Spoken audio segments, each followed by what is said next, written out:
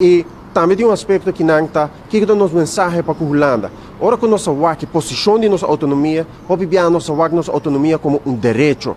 Mas há tempo para nós políticos, como essa WAC, é a autonomia como uma responsabilidade grande. E não é simplesmente um direito, é uma responsabilidade para governar o país, para elevar o nível de vida, para elevar a alegria e a felicidade em cada hogar. Aqui na Aruba, essa é a responsabilidade. Então, ora que o WAC é autonomia como uma responsabilidade, você vai realizar o mesmo, quando nós temos dificuldade com nós mesmos, por carga e responsabilidade aqui completamente arriba nós mesmos.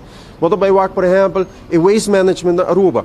Ou você WAC, por exemplo, Kia, tem diferentes coisas que nós mesmos vai atender com não. Ora que se trata de direito humano aqui na Aruba. E assim tem mais aspectos com mestre de ajuda.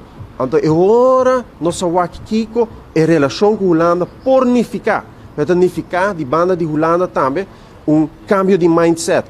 A Holanda tem WAC é waarborgfunctie. A WAC é artigo 43, inciso 2, que a dona Holanda é base legal para por intervenir depois que algo suceder. WAC de uma maneira diferente. WAC como base para por ajuda de verdade. Com WAC, artigo 43, inciso 2, como responsabilidade. Não como direito, como responsabilidade.